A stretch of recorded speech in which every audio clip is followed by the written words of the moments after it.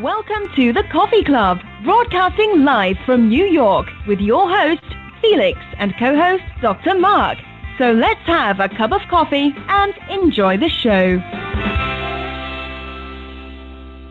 is no heaven. There is no hell. There is only this world and its dark reflections. And we do not know in which of the two worlds we are. We are live from New York. We are the Coffee Club with your host, Felix, and your co-host, Dr. Mark. Good evening, Dr. Mark, and how are you tonight? Okay, Felix, ready to mix it up for another eventful evening? Yeah, absolutely, especially what you called me before. What do you mean? You called me an extreme rightist. Yes, you are. Oh, okay. I am. You accuse me of belittling Trump before I even have a chance to belittle him. Well, I have to tell you, I haven't heard much coming out of his mouth that I can agree with. Like, how about the acts of violence on many sides, It was. Both sides were fighting each other. Well, the first thing that should have happened was each group should have been separated with their own piece of a sidewalk. Yes. Or, if you had three factions, so you have one on one side, one on the other, and then since the street was already cordoned off, you have some people in the middle, off to the left or right of the other group. I told you before, I'm a constitutionalist. I agree in the First Amendment. They have a right to congregate, and they have a right to march. As sickening as it is to me and everything I believe in, I agree with you. Our Constitution gives them the right to do that. And everybody agrees with you. But not turning violent. I know, but everybody agrees with what you said on the left and the right. There's nobody said that you're wrong. Everybody agrees with you. In all honesty, I don't know who threw the first punch, who threw the first bottle, who threw the first rock, but that's all it seemed to take. Yeah. It's like the shot at Lexington and Concord. Nobody knows who fired the first shot. All they know, basically, is that a shot was fired, and that started the Revolutionary War. Good morning, good afternoon, good evening, Elisa. How are you tonight? Oh, she got my text. She got your text. She's on the show. She's ready to go. Very good. All right. So now we got Elisa in the chat room, and she might call us later. I'm not sure. But she will be criticizing our music either way. Okay. Our phone number is... We have a phone? We paid the bill? No, but let's try it anyway. 646. We must owe them a lot. We have to get our sponsor to come out, Yeah. 646-595-3275. And Elisa will call today. We are our music honcho. Did you tell our listeners that next week on Monday we'll be broadcasting from Dominican Republic? That's right. I'll be in the Dominican Republic with the doc. He's going to be our correspondent in Dominican Republic. And anybody wants to meet us in Dominican Republic, I am leaving on Wednesday morning and arriving back in New York on Tuesday evening. So if anybody wants to join the show for fun 6 days, 5 nights. Felix said he will sign his autograph to anything but the bill. Correct. And I'm going to plug the hotel we're staying in, the Majestic Colonial. What's so majestic about the Colonial? How the hell do I know? It's called the Majestic Colonial. He'll let you know more when he's there walks broadcasting through live. the hotel. Yes, we will have. Yes, we have no bananas. Yeah, maybe if we write A lot of mangoes. A lot of mangoes, though. Yes, there are a lot of mangoes there, and I just love mangoes. I like rice. I like beans. And I like bikinis. So you got it made. You got it made. Nothing else. And I'm going to be going with all my in-laws, my daughter's in-laws. They'll keep me company. And as we like to say in Jewish, the whole machatenim. That's it. Everybody's coming, and my 2 grandsons are coming. Well, they don't have much to say about it. But they're coming. Okay. And I have a room with my. Okay, what? Talk. You see, I can't. I'm coughing. No, I do plenty of talking while you're choking. It's okay. Ladies and gentlemen, we do have much to get through. It's my understanding that last week's show, in fact, even the one before it, because of audio problems, never got through. We were talking about the many lies in the Trump White House, where he exaggerates and says things, and then he tries to walk it back and say that he was being sarcastic, he was joking. I do know that today Jim Acosta from CNN tried to ask him a question about what happened at Charlottesville, and once again, Trump pointed a finger at him and said, I'm not talking to you or entertaining any questions because you are fake news. And then somebody else... And I applaud him. And then somebody else happened to say, how can you say that, Mr. President, when half the things that you are telling us turn out not to be true? And he wouldn't respond to that one either. So...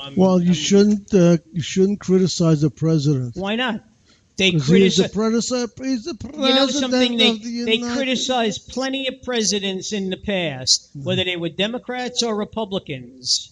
Yeah, but the whole thing with Bill Clinton started out to be whitewater and land development, and it wound up being the blowjob that he got from Monica Lewinsky. Okay. A what? A blowjob. That is vulgar. This is a show that has children on it. Yes, I know. You're the child. Okay. The point is, ladies and gentlemen, the special counsel, Ken Starr, really overstepped his bounds. So far as we know, all Mueller is doing is investigating Russia, any ties to Russia. He's not talking about Trump's October 7th audio tape with Billy Bush. Nothing else is being brought up. Okay, that's all they're interested in. So, yes, we talk about lies. And then, of course, there's North Korea. They are supposed to be launching yet another rocket. 4 rockets. Within the next day or so. 4 rockets. Well, they said they were going to aim the rockets at Guam, just 25 miles outside the coast, which means in international waters. And then, of course, we have the tragedy that occurred. But if that happens... in Charlottesville. What happened? If that happens, and they do shoot off the missiles, if they're that close, the United States might not be able to determine how close they're coming to Guam and may have to shoot them down. I'm sure they have people that can measure how far, the distance or whatever. But Trump has already gone on record as saying that he's not going to put up with any of this from Kim Jong-un, and he can't threaten us. Too many presidents in the past. And, of course, he was alluding to Obama, Bush, Clinton. They all seem to push the stone down the road, so to speak. And he said, this is the only time I see him Being presidential? coming as close as he could be to Harry Truman with the buck stops here. In other words, he's not going to put up with any of this. And let's see.